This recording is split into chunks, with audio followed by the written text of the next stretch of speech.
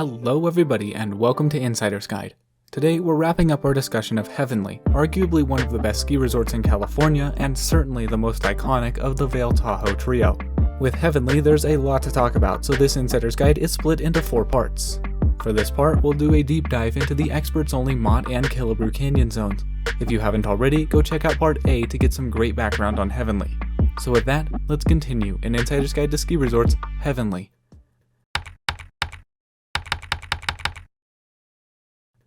A quick PSA before we start this episode. The terrain in Mott and Killebrew Canyon is leagues above the rest of the terrain at Heavenly. Even though the Face, Gun Barrel, and East Bowl share the same rating, those runs don't even compare to the caliber of difficulty you'll come across in these zones. Make sure you're prepared to handle this terrain before you pass through the gates. One last thing to note is that there's very minimal trail markings and basically no directions past the gates for both Mott Canyon and Killebrew Canyon. This makes it very confusing to get to trails and figure out which one you're on. I'll do my best to verbally describe getting to these runs, but my best recommendation is to watch videos of the area and memorize different features in the canyons that can serve as a visual guide. I'll link 3 great resources, YouTube channels called Arjun B and Ski TNB, and a website called Lake Tahoe Skiing Blog down below. If you are able to figure out the location of one of the runs in the canyon, you can use that as a reference point to figure out what all the other runs are. Let's start with Mott Canyon. Mott Canyon is a really special place for me because I progressed a lot as a skier here. The terrain is definitely very steep and demanding. Gates 4, 5, and 6 are lappable via the Mott Canyon Chair. Gates 1, 2, and 3 require you to ride up the Mott Canyon Chair, ski down Upper Perimeter to Upper Dipper Return, ride up Dipper Express, take the Skyline Trail Connector, and ski Milky Way back to the gates. While you can't reach the top of gates 1 through 3 from the Mott Canyon Chair, you can technically traverse to the run's access through the gates from the Mott Canyon Chair. If you traverse correctly, the Y and all of the run's lookers left of it are actually reachable from the Mott Canyon Chair. In general with Mott Canyon, the terrain through each gate gets progressively harder, with Gate 6 servicing the easiest terrain and Gate 1 serving the hardest terrain. Note that the gate depiction on the map is inaccurate. Gate 5 is actually where Gate 4 is located, Gate 4 is where Gate 3 is located, Gate 3 is where Gate 2 is located, and Gate 1 is located a bit higher up. In general, the terrain access through Gate 6 is my least favorite in this canyon. The runs serviced by this gate are On Hold, Southern Comfort, and Pine Nuts, even though it doesn't appear that Pine Nuts is serviced by Gate 6 on this terrible map. All of these runs are lightly graded, but because they face southeast and get blasted by the sun, the snow quality gets extremely variable. These are also some of the more mellow runs in the canyon, so if you're looking for a true challenge, I wouldn't really recommend them. If it's been snowing non-stop for the past few days, then Gate 6 can be a nice place to find some untracked snow since basically no one goes there. However, unless that's the case, I don't really recommend checking out this gate. Gate 5 services the terrain directly under the Mott Canyon Chair, which happens to be the easiest terrain in Mott Canyon. Granted, the terrain here is still pretty varied with some trees, stumps, moguls, and shrubs that serve as obstacles. However, if you're looking for by far the easiest introduction to Mott Canyon, Gate 5 is the best place to start. The snow here can be a bit variable, but it's definitely better than the snow on the Gate 6 runs. Contrary to what the trail map shows, Holy Gully is actually accessible via Gate 4 and is marked with a very small sign. This run is pretty much exactly what the name implies and is another relatively mellow run in the canyon. The gully has a few trees to navigate through and is overall a bit steeper than the terrain directly under the lift. I definitely recommend checking out Holy Gully after you're comfortable with the Gate 5 terrain. In all honesty, Gates 2 and 3 are the 2 gates that I'm the least familiar with, but I still have enough experience to give an overarching guide. Both Gates 2 and 3 primarily provide access to the Widowmaker zone. Contrary to its depiction on the trail map, Widowmaker is more of a densely graded area than a chute. The run is marked by a small sign, however, it's pretty tough to find unless you're in the exact right spot. Widowmaker is definitely one of the most challenging runs in Mott Canyon due to its very steep pitch and tight trees. I definitely recommend trying one of the Gate 1 runs before doing Widowmaker.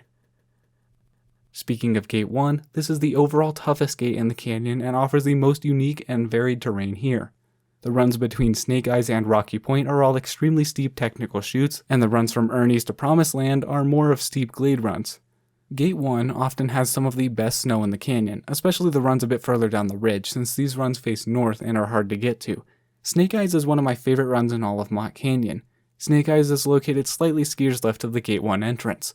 The upper section is very steep and has several obstacles to avoid, including shrubs and rocks. These obstacles will disappear as the season continues. Where the run really shines is in the lower half. There's a big cliff in the middle of the chute that creates two smaller and narrower chutes.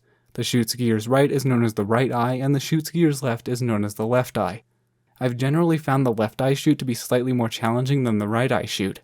Bills is a very steep tree-defined chute that's very similar to the upper part of Snake Eyes. To get to Bills, you can pretty much go straight from the entrance to Gate 1. To access the remainder of the runs, you'll have to do a very sketchy traverse along the ridge that divides Mott and Killebrew Canyon. This traverse can be found by staying as far skier's right as possible once you've entered Gate 1. This ridge traverse is really narrow and has sheer drops on either side, so make sure to take it really slow. The Y, which gets its name from the shape of the run, is arguably the toughest marked trail in all of Mott Canyon. It has a very steep, corniced entry, a pitch that feels much steeper than Bills and Snake Eyes, and the same obstacles to dodge.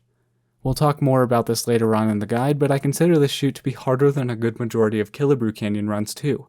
As its name suggests, Rocky Point is one of the most technical areas in Mott Canyon. It consists of a bunch of large cliffs that you can either send or ski around. Be careful about sending a cliff here, as there are trees directly in your landing. Ernie's, Hemlock, North 40, and Promised Land are all very good glade runs that are worth the effort that it takes to get here. Their northern aspect and low traffic make them have some of the best snow in the canyon. North 40 is definitely the steepest of the three runs here, and Ernie's is the easiest. All three of these runs filter onto Rim Trail, which you can take back to the Mott Canyon lift. It's finally time to talk about the legendary Killebrew Canyon.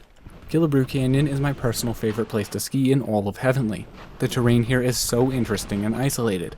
They say that skiing Killebrew is the closest you can get to skiing in the backcountry without being in the backcountry, and that's for good reason. This is such a remote part of Heavenly, and you'll hardly see any other people here. I would recommend a partner for Mott Canyon, but for Killebrew, I highly recommend having a buddy. There's really not much information about this area online since so few people make it back here for a variety of reasons. Just like Mott, Killebrew has very minimal trail marking and basically zero directions to get to runs, so you'll basically have to memorize directions. Again, those three resources linked in the description can help with this. We'll first start out by talking about accessing Killebrew Canyon. We'll then talk about the runs themselves. Finally, we'll discuss exiting the canyon, which is the most notorious reason for why people don't ski Killebrew that often. Contrary to how it's depicted on the trail map, all Killebrew gates A through E are directly accessible from both Sky Express and Dipper Express. Gates A through C require traversing across Milky Way Bowl. Gates D and E require you to first enter Mott Canyon Gate 1. Let's talk about gates A through C first. From Sky Express, the directions to get to the upper Killebrew gates are very clear. On the Skyline Trail, you'll come to a fork at some point. Going left allows you to continue down the Skyline Trail, and going right will allow you to access the highest traverse into Milky Way Bowl. If you see signs that say Killebrew Gate A with an arrow, you're in the right place. If you follow this traverse all the way across the bowl, you'll eventually reach Killebrew Gate A. From Dipper Express, use the same method of getting to Milky Way Bowl that we discussed in the previous part. This traverse will also take you all the way to Killebrew Gate A. Just a few feet right of Gate A is the entrance to the legendary backcountry run Fullstone Canyon. Like Firebreak, don't even think about doing this unless you've done extensive planning and have the requisite gear. From Killebrew Gate A, the trick is to hug the boundary line until you reach gates B and C, which are a bit further down. You have to ski down either Milky Way or Milky Way Bowl and enter Mott Canyon Gate 1 to reach Killebrew Gates D and E. Once you enter Mott Canyon Gate 1, Gate D will be on the skier's right, and Gate E will require you to go down the ridge traverse we talked about previously. Now, let's talk about each of the runs in Killebrew. In general, Gates A and B access the toughest terrain in the canyon, Gate C accesses the mellowest terrain in the canyon, and Gates D and E offer terrain that's somewhere in between. For this part of the guide, I'm going to go in order of the runs I think are easiest in the canyon to the hardest. Let's start off with Bob's Boulevard and Sweetwater. Although both of these runs are fairly steep in comparison to the rest of the canyon and even several Mott runs, they're pretty chill. The terrain here is lightly graded at the top and pretty wide open towards the bottom. The main downside with these runs is that because they face east, they get really sunbaked in the morning. If you're a serious expert, I recommend avoiding both Bob's Boulevard and Sweetwater. If you want the easiest introduction to Killebrew Canyon, these are the runs to try.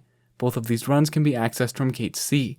From Gate C, go straight to get to Bob's Boulevard and go slightly skier's left to get to Sweetwater. Moving up to Gate A, Outer Limits is very comparable to Bob's Boulevard and Sweetwater. From the top of Gate A, head skier's right to access this run. The terrain here is also lightly graded, but overall pretty wide open. The main reason why people ski Outer Limits is to access Pipeline, Boundary Chutes, and the unmarked Meadows run. Be careful not to go too far skier's right on Outer Limits and accidentally go into Fullstone Canyon, since at that point there's no coming back.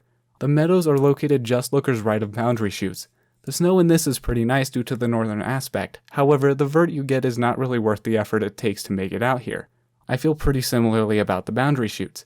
Despite the name, the terrain here is graded and more similar to runs in Mott Canyon like North Forty, Hemlock, and Promised Land. The snow can be nice, but again, it's not really worth the effort.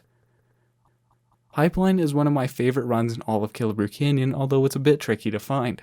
While this run is marked by a small sign, directions to get here are extremely minimal. From the top of Gate A, initially go skiers right towards outer limits, but don't go too far right as you'll risk missing the run.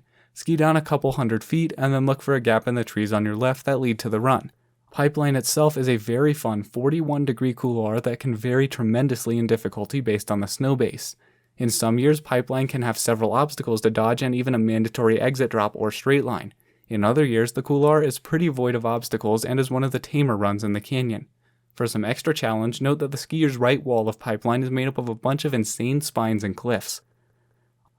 Heading back towards Gate B, State Line Chute is another personal favorite run of mine in Killebrew.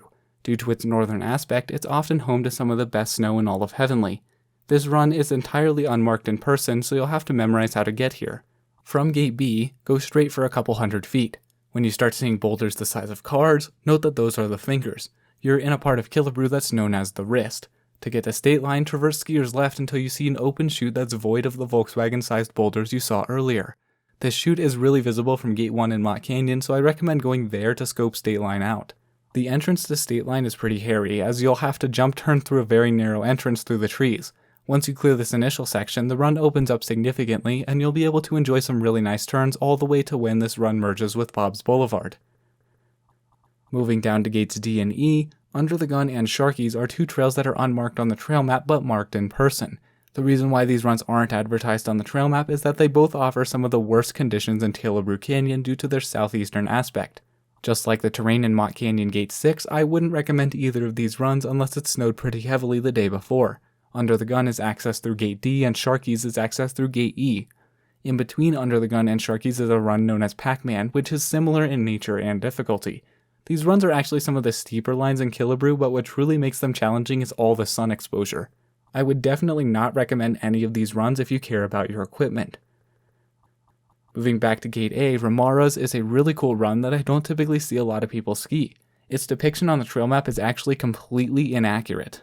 Ramara's is actually a narrow 42-degree chute that serves as an alternative entrance into Pipeline rather than an entirely separate run. From the entrance of Gate A, go straight until you see a little sign that marks the start of the run, which will start to curve skiers right towards Pipeline. If Pipeline's too boring, you can also cut a bit skiers left to access the incredibly technical Pinky Finger. This brings us to the toughest terrain in all of Heavenly, the Fingers. The Fingers is a huge zone rather than a single run.